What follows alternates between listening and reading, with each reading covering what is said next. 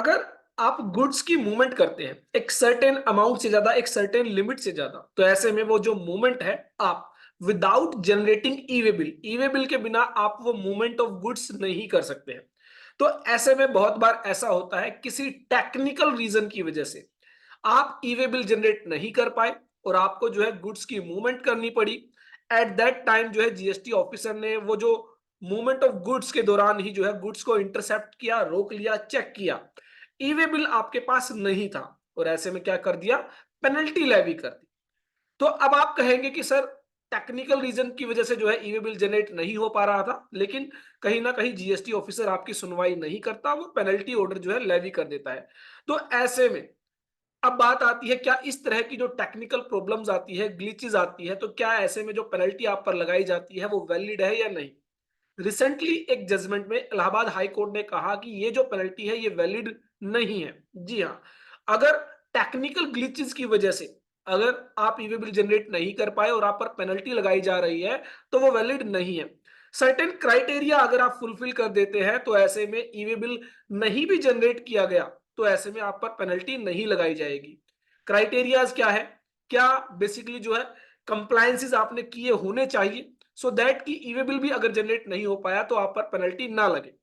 और बहुत सारे लोग जो टेक्निकल रीजंस की वजह से ई वे बिल जनरेट नहीं कर पाए, जिन पर पेनल्टी लगाई गई है, ऐसे में वो इस जजमेंट को रेफर कर सकते हैं, इसकी हेल्प ले सकते हैं और ऐसे में जो पेनल्टी आप पर लेवी की गई है उसको वेव ऑफ करा सकते हैं। जीएसटी ऑफिसर के सामने इन जजमेंट्स को जो है कोर्ट कर सकते हैं। और अगर जीएसटी ऑफिसर से भी आपको रिलीफ नहीं मिलती है तो ऐसे में जो है आप हाई कोर्ट के जरिए यह रिलीफ क्लेम कर सकते हैं। अब क्या फैक्ट ऑफ द केसेस है अगर मैं बात करूं तो यहां पर बेसिकली एक टैक्स पेयर जो गुड्स की मूवमेंट करा रहा था किसी टेक्निकल रीजन की वजह से जो है वो ई वे बिल जनरेट नहीं कर पाया। और टेक्निकल रीजन भी क्या, जो जीएसटी पोर्टल जहां पर आप ई वे बिल जनरेट करते हैं, जो ई वे बिल का पोर्टल है वो ठीक से काम नहीं कर रहा था, उस पर ई वे बिल जनरेट नहीं हो पा रहा था और ऐसे में ई वे बिल जनरेट नहीं हो पाया, गुड्स की मूवमेंट कर दी गई, गुड्स को इंटरसेप्ट कर लिया गया। अब यहां पर भी आपको जो है कुछ लॉ जो है अच्छा समझने को मिलेगा कि कानून में भी ऐसे ऐसे क्लोजेस दिए गए हैं कि जहां पर पेनल्टी जो है आप पर जब लगाई जाए तो उसके लिए भी सर्टेन क्राइटेरिया आपको जो है जीएसटी ऑफिसर को जो है वो फुलफिल करना होगा, तभी वो पेनल्टी लगाई जा सकती है। तो ऐसे में सबसे पहले तो जो इशू इन्वॉल्व है वो मैं आपको ब्रीफ कर चुका हूं कि यहां पर कहा गया कि ई वे बिल जो है टाइम पर जनरेट नहीं किया गया और ऐसे में जो है जीएसटी ऑफिसर ने क्या कर दिया, पेनल्टी लेवी कर दी। और ऐसे में यहां पर हाई कोर्ट ने कहा कि आप पर जीएसटी पेनल्टी नहीं लगाई जाएगी। लेकिन ऐसा नहीं है कि इसका मतलब आप विदाउट ई वे बिल गुड्स की मूवमेंट करना शुरू कर दे, जी नहीं। फैक्ट ऑफ द केसेस जो है एवरी केस टू केस जो है डिफरेंट हो सकते हैं। तो ऐसे में आपको फैक्ट्स को समझना जरूरी है कि किन कंडीशंस में हाई कोर्ट ने हालातों को समझा और कहा कि पेनल्टी नहीं लगेगी। तो यहां पर बेसिकली एक बहुत बड़ी कंपनी है Steel Authority of India Limited, SAIL, जिसने जो है बेसिकली टीएमटी बार जो सरिया होता है, तो जो आपकी जो आयरन वो रोड होती है उसके रिगार्डिंग जो है बेसिकली एक कंसाइनमेंट था और इसके रिगार्डिंग जो है टैक्स इनवॉइस वगैरह इशू किए गए थे। तो ऐसे में जो बायर था वो था फाल्गुनी स्टील्स। तो फाल्गुनी स्टील्स ने जो क्या किया, जो जो कंसाइनमेंट था वो एक बेसिकली पर्टिकुलर प्लेस से जो है अपनी जो उनका रजिस्टर्ड प्लेस ऑफ बिजनेस है वहां तक लाने के लिए जो है गुड्स की मूवमेंट की। और ऐसे में टेक्निकल ग्लिचेस होने की वजह से वो जो है ई-वे बिल जनरेट नहीं कर पाए। The petitioner alleged that during the relevant time the e-way bill portal of the department was marred by glitches and technical shortcomings, and owing to the said facts e-way bill on several occasions could not be generated by the transporters, consigners, consignees। तो ऐसे में जो है बहुत बार ऐसा हुआ कि e-way bill generate नहीं हो पा रहे थे। अब गुड्स को इंटरसेप्ट कर लिया गया, बीच में रोक लिया गया। तो यहां पर कहा गया कि दो ई-वे बिल जनरेट किए गए थे बेसिकली, एक तो जो है गुड्स को इंटरसेप्ट होने से पहले जनरेट किया गया था और एक गुड्स को इंटरसेप्ट होने के बाद जनरेट किया गया था। तो ऐसे में जीएसटी ऑफिसर ने कहा कि ये दोनों ही ई-वे बिल जो है आपके हमारी इंटरसेप्शन से बाद आपने जनरेट की है, तो ऐसे में यह माना जाएगा आपने विदाउट ई-वे बिल गुड्स की जो है मूवमेंट की है और ऐसे में आप पर पेनल्टी लेवी की जाएगी। अब यहां पर अगर आप जीएसटी लॉ को देखेंगे तो जीएसटी लॉ में यह भी साफ साफ कहा गया है कि अगर पेनल्टी ऑर्डर लेवी करने से पहले अगर आपने ई वे बिल जनरेट कर दिया है तो उसको भी क्या किया जाएगा, उसको भी वैलिड माना जाएगा। The petitioner states that the said e-way-bills were presented before the officer at the time of interception of the goods and before the issuance of the show cause notice as well as passing of the order. तो ऐसे में section 129 sub section 3 के अंदर जो order pass किया गया उससे पहले जो है ई-वे बिल जनरेट किए जा चुके थे, लेकिन ऑफिसर्स ने जो है कहा कि हमारी इंटरसेप्शन से बाद जो है जीएसटी वो ई-वे बिल जनरेट किए गए हैं, तो ऐसे में हम इनको वैलिड नहीं मानेंगे और ऐसे में आप पर पेनल्टी तो लेवी की जाएगी और पेनल्टी जो है यहां पर लेवी कर दी गई। अब सबसे बड़ी बात, एक बात आप ध्यान रखें, अगर पेनल्टी कभी भी आप पर लगाई जाएगी तो जो सबसे मेन बात है वो यह चेक किया जाएगा कि क्या आपकी इंटेंशन टैक्स चोरी की थी या नहीं। जितने भी आप पेनल्टीज के सेक्शन देखेंगे वहां पर जो है जो intention to evade payment of taxes होना जरूरी है कि आप टैक्स की चोरी करने जा रहे थे, तो ऐसे में जो है आप पर पेनल्टी क्यों ना लगाई जाए। तो ऐसे में यहाँ पर जो हाई कोर्ट है उसने सभी फैक्ट ऑफ द केसेस को समझा और चेक किया कि ईवे बिल का जो टाइम है और जो इंटरसेप्शन का जो टाइम है उसमें एक बिल तो जो है इंटरसेप्शन से पहले जनरेट किया गया है, एक ईवे बिल जो है इंटरसेप्शन के बाद जनरेट किया गया है।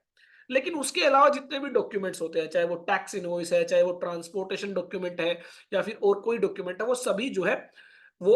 उनका जो है कंप्लायंस किया गया था और किसी तरह की जो भी मटेरियल इन टैक्स इनवॉइस है और मटेरियल इन व्हीकल है उसके अंदर कोई डिफरेंस नहीं था किसी भी तरह का, ना तो नेचर ऑफ मटेरियल का ना ही क्वांटिटी ऑफ मटेरियल का, किसी भी तरह का कोई भी जो है वहां पर डिफरेंस नहीं था। तो इट मींस किसी भी तरह की कोई इंटेंशन टैक्स चोरी की यहां पर नहीं दिखाई दे रही थी। तो ऐसे में यहां पर कहा गया it is settled law that if e-way bill is generated and produced before the passing of the order of the CGST act under section 129 subsection 3 and if the goods are carried with all other relevant documents evidencing payment of due tax, then in that case the detention and seizure of goods is wholly baseless and the same defeats the purpose of the said act। कि जो act का purpose है वो ये है कि tax की चोरी अगर हो रही है तो आप पेनल्टी लगाएंगे, लेकिन अगर टैक्स की चोरी नहीं है तो आप पेनल्टी नहीं लगा सकते। उसके अलावा बहुत सारी कोर्ट्स जो जजमेंट्स हैं जो इससे पहले आ चुकी हैं वो भी यहाँ पर कोर्ट की गई, रेफर की गई, बहुत फैक्ट्स ऑफ द केसेस बताए गए कि किस टाइम पर इंटरसेप्शन हुआ, किस टाइम पर ई-वे बिल जनरेट हुआ। लेकिन अगर मैं बात करूं करक्स ऑफ द जजमेंट की, तो यहाँ पर बेसिकली कहा गया है कि जो अगर आपकी इंटेंशन टैक्स चोरी की नहीं है तो ऐसे में अगर किसी टेक्निकल रीजन की वजह से आप नॉन कंप्लायंस कर गए हैं तो आप पर पेनल्टी नहीं लगाई जाएगी। उसके अलावा यहां पर कहा गया कि the rules framed thereunder, along with the intention to evade the payment of taxes, in the instant case, there cannot be any intention to evade the payment of tax, as the CGST and the SGST was already charged by the company and payments were also made. Additionally, the vehicle number was mentioned in the invoice, and during the physical verification of the goods, no discrepancy was found. जो invoice पर vehicle number था वही vehicle number के जरिए, उसी vehicle के जरिए जो है गुड्स की मूवमेंट हो रही थी। जितनी क्वांटिटी जो मटेरियल बिल के अंदर मेंशन था वही जो है उस व्हीकल के अंदर था। किसी तरह की कोई डिस्क्रिपेंसी नहीं थी, किसी तरह का कोई डिफरेंस यहाँ पर नहीं था। उसके अलावा जो है the petitioner failed to produce the e-way bill in the time due to certain technical difficulties. The question which arises before High Court whether or not there was any actual intention to evade tax on part of the petitioner. It means जब आप courts के अंदर जाते हैं तो courts basically क्या देखता है किसी भी पेनल्टी ऑर्डर के लिए कि क्या जो टैक्स पेयर है उसकी इंटेंशन टैक्स चोरी की थी या नहीं। अगर ये प्रूव हो जाता है टैक्स चोरी की इंटेंशन थी तो पेनल्टी जो है वो बेसिकली लेविड की जाएगी। लेकिन अगर इंटेंशन टैक्स चोरी की नहीं है तो ऐसे में जनरली जो भी जितनी भी कोर्ट्स है वो आपको रिलीफ देती हैं टैक्स पेयर्स को कि अगर आपकी जो है इंटेंशन टैक्स चोरी की नहीं है, टेक्निकल रीजन की वजह से या किसी इमरजेंसी की वजह से या और कोई भी वजह हो, अगर आपकी इंटेंशन टैक्स चोरी की नहीं है तो आप पर पेनल्टी नहीं लगाई जानी चाहिए। Mere technical error without having any potential financial implication should not be the grounds for imposition of penalty। कि सिर्फ टेक्निकल एरर है और कोई नॉन कंप्लायंस हो ही गया है लेकिन इसका मतलब ये नहीं है कि आप पेनल्टी लगा ही देंगे। तो यहाँ पर कंक्लूड किया गया the requirement of intent to evade tax for imposition of penalty is a fundamental principle that underpins the fairness and integrity of taxation system। तो सीधा सा करक्स है कि अगर आपने ये प्रूव कर दिया मेरी इंटेंशन टैक्स चोरी की नहीं थी तो पेनल्टी आप पर नहीं लगाई जा सकती। Recognizing the distinction between technical error and intentional evasion is essential for maintaining a balanced and equitable approach to tax enforcement। कि अगर आप जो है किसी तरह की इन्फॉर्मेंस, किसी भी तरह के जो रूल्स को अप्लाई करके पेनल्टी लगा रहे हैं, तो कम से कम आपको इतना देखना चाहिए कि जो टेक्निकल एरर है और जो इंटेंशन टू इवेट टैक्सेस है उसमें जो है कितना डिफरेंस है। As nations continue their pursuit of effective tax administration, upholding the principles become paramount in fostering voluntary compliance, preserving trust in the tax system, and ensuring the judicious use of regulatory powers. कि officers को यह भी देखना चाहिए कि जब इतने बड़े सिस्टम को इन्फोर्स, जो इतने बड़े सिस्टम को एडमिनिस्ट्रेशन को जो है जो टैक्स रिफॉर्म्स के लिए किया जा रहा है, तो कहीं ना कुछ ग्लिचेज रह जाते हैं। लेकिन उन ग्लिचेस की अगर आपको लगता है कि इंटेंशन टैक्स चोरी की है, तो ऐसे में अगर ये प्रूव हो जाता है टैक्स चोरी की जा रही थी तो पेनल्टी लगाए। लेकिन अगर वहां पर कोई इंटेंशन नहीं है तो पेनल्टी नहीं लगनी चाहिए। Since the petitioner in the instant case has prayed for the issuance of the writ of certiorari, it would be prudent on my part to lay there bar the principle governing the issuance of a writ of certiorari। तो यहां पर basically जो है कहा गया कि जो आपकी जो पेनल्टी है वो नहीं लगाई जाएगी। तो इसकी जो आपकी जजमेंट की कॉपी है वो आप हमारे टेलीग्राम चैनल से डाउनलोड कर सकते हैं, और ढेर सारे ऐसे ही अपडेट्स के लिए आप सब्सक्राइब कर सकते हैं हमारे यूट्यूब चैनल को, और हमारी ऐप डाउनलोड कर सकते हैं, इंस्टॉल कर सकते हैं प्ले स्टोर से, जिसमें बहुत सारे अच्छे कोर्सेज आपको मिल जाते हैं, फ्री मटेरियल और कंटेंट भी आपको प्रोवाइड किया जा रहा है। तो देखते रहिए, लाइक करते रहिए हमारे YouTube channel all about taxes.